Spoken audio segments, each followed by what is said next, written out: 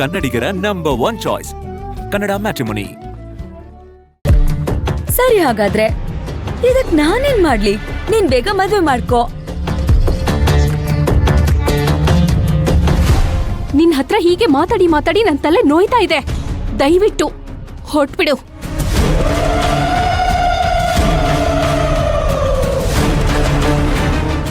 ಸರಿ, ನೀನ್ ರೆಸ್ಟ್ ಮಾಡು.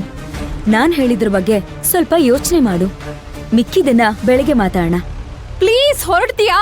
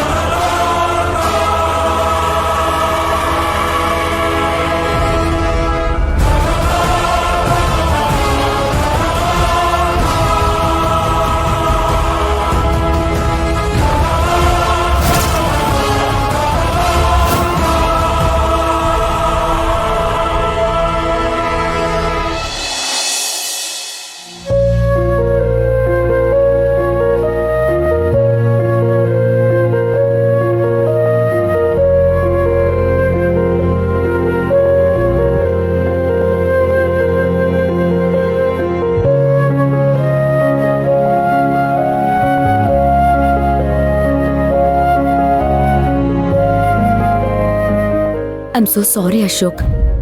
ಅವಳು ಹೀಗೆಲ್ಲ ಮಾತಾಡ್ತಾಳೆ ಅಂತ ನಾನು ಅನ್ಕೊಂಡೇ ಇರ್ಲಿಲ್ಲ.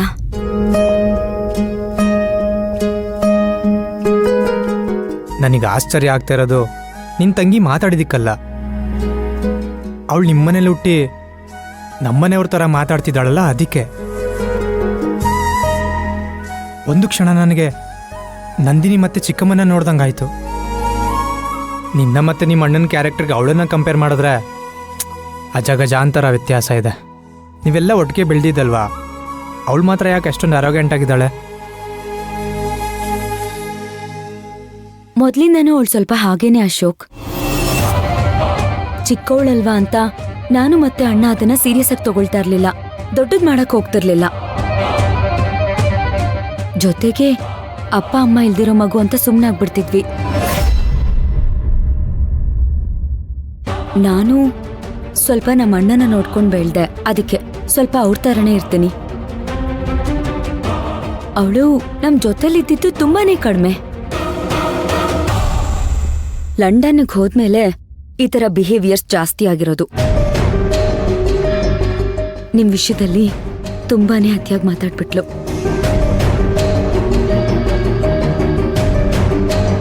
ನಂಗೆ ತುಂಬಾ ಬೇಜಾರಾಯ್ತು ಅಶೋಕ್. ನನಗೂ ಬೇಜಾರಾಯಿತು, ಇಲ್ಲ ಅಂತಲ್ಲ.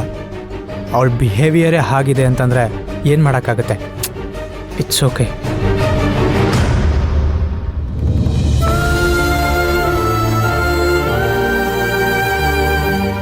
ಯಾಕೆ ಶಿವಗಾಮಿ ಹಾಗೆ ನೋಡ್ತಿದ್ಯಾ? ನೀವಿದನ್ನ ಇಷ್ಟೇ ಲೈಟಾಗಿ ತಗೊಂಡಿದ್ರು ನನಗೆ ತುಂಬಾ ಹರ್ಟ್ ಆಗ್ತಿದೆ ಅಶೋಕ್. ಶಿವಗಾಮಿ, ಇದೆಲ್ಲ ಅವಳ ಮುಂದೆ ತೋರಿಸ್ಕೊಳಕ್ಕೆ ಹೋಗ್ಬೇಡ. ನಾರ್ಮಲ್ ಆಗಿರು. ಎಷ್ಟು ದಿನ ಇರ್ತಾಳೆ? ಮದುವೆ ಆದ್ಮೇಲೆ ಗಂಡನ ಮನೆಗೆ ಹೋಗ್ತಾಳೆ.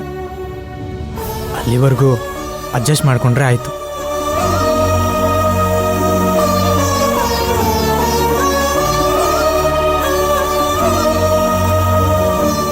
Thank you so much ಮೇಷ್ಟ್ರೆ.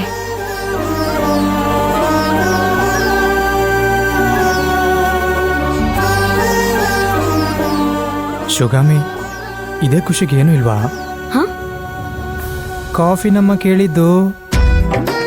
ಇಷ್ಟೊತ್ತಲ್ಲಿ ಕಾಫಿ ಕುಡಿತೀರಾ? ಹಾ, ತಂದ್ಕೊಡ್ತೀನಿ.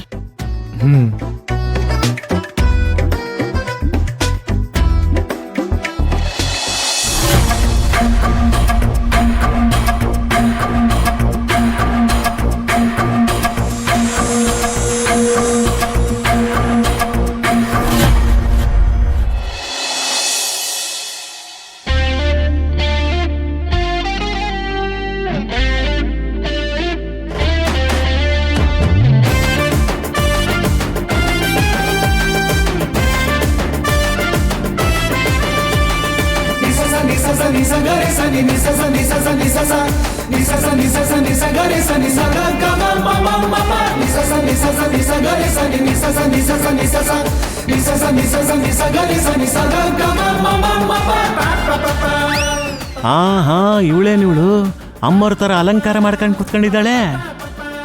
ಒಂದು ನೆಕ್ಲೆಸ್ ಕದ್ರೆ ಸಾಕು, 1 ತಿಂಗಳು ಎಣ್ಣೆ ಹೊಡಕ್ಕೆ ಮೇಂಟೈನ್ ಮಾಡ್ಬೋದು. ಕತ್ತಲ್ಲಿರೋ ಎಲ್ಲ ಹೊಡಬೇಕಾದ್ರೆ 1 ವರ್ಷ ಮೇಂಟೈನ್ ಮಾಡ್ಬೋದು. ಅದೇ ಅವಳ ಹತ್ರ ಇರೋ ಪೂರ್ತಿ ಒಡವೆನೂ ಕದ್ರೆ ಲೈಫ್ ಲಾಂಗ್ ಎಣ್ಣೆ ಹೊಡಿಬೋದು. ಆಹಾ,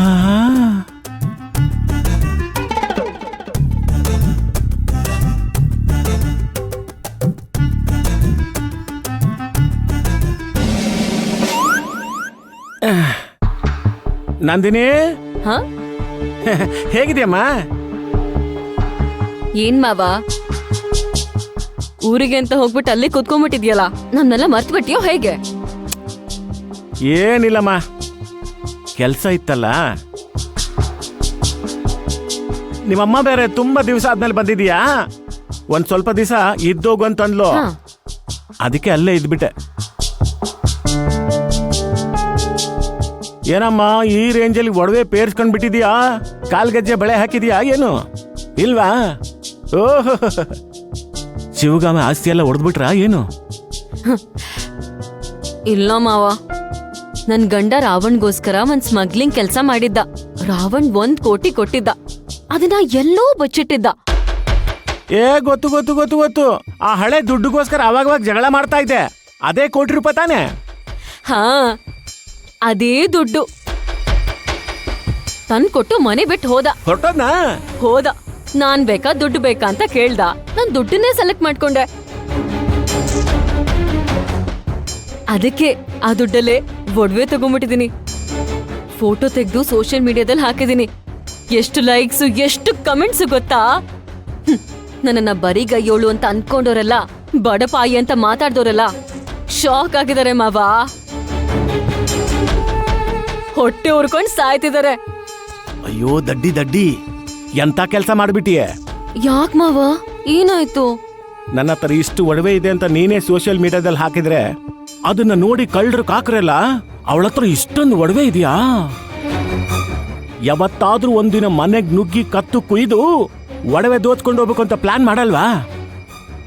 ಅಯ್ಯೋ, ಇವಾಗ ಏನ್ ಮಾವ ಮಾಡೋದು? ಹಾ ಸರಿ, ಇವಾಗ ಫಸ್ಟ್ ಡಿಲೀಟ್ ಮಾಡ್ಬಿಡ್ತೀನಿ. ಏ ದಡ್ಡಿ, ಈಗ ಡಿಲೀಟ್ ಮಾಡಿದ್ರೆ ಏನ್ ಪ್ರಯೋಜನ? ಇಷ್ಟೊತ್ತಿಗೆ ಸುಮಾರು ಜನ ನೋಡಿರಲ್ವಾ? ಅದರಲ್ಲಿ ಕಳ್ಳರು ಕಾಕೋರೆಲ್ಲ ನೋಡಿರಲ್ವಾ? ಅಯ್ಯಯ್ಯೋ, ಇವಾಗ ಏನ್ ಮಾಡೋದ್ ಮಾವ? ಏನು ಮಾಡಬೇಡ, ಆ ಒಡವೆಲ್ಲ ತೆಗೆದು ನನ್ನ ಕೈ ಕೊಡು. ನಾನೇ ಜೋಪಾನವಾಗಿ ಎತ್ತಿಟ್ಟಿರ್ತೀನಿ. ನಿನಗೆ ಯಾವಾಗ ಬೇಕೋ ಅವಾಗ ಕೊಡ್ತೀನಿ. ಮಾವ, ಈ ಮೋಸ, ವಂಚನೆ, ಕಳ್ತನ ಎಲ್ಲ ಕಲ್ತಿದ್ದೆ ನಿನ್ನಿಂದ. ನಿನಗ್ ಒಡವೆ ಕೊಡಕ್ಕಾಗತ್ತಾ ಮಾವ? ನಾನೇ ನೋಡ್ಕೊಂಡ್ ತಿನ್ಬಿಡು.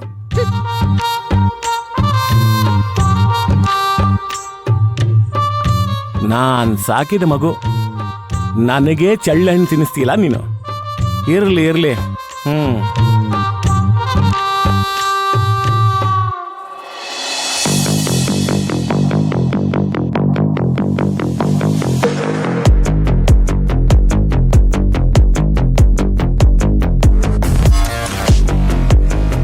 ಆದಿಬಾಯಿ, ನಿಮ್ಗೊಂದು ಪ್ರಾಜೆಕ್ಟ್ ತಂದಿದ್ದೀನಿ. ಅದರಿಂದ 2,000 ಕೋಟಿ ಸಿಗುತ್ತೆ. ಯಾವುದು ಅಂತ ದೊಡ್ಡ ಪ್ರಾಜೆಕ್ಟು? ನೀವೊಂದು ಹುಡುಗಿನ ಲವ್ ಮಾಡಬೇಕು ಆದಿಬಾಯಿ.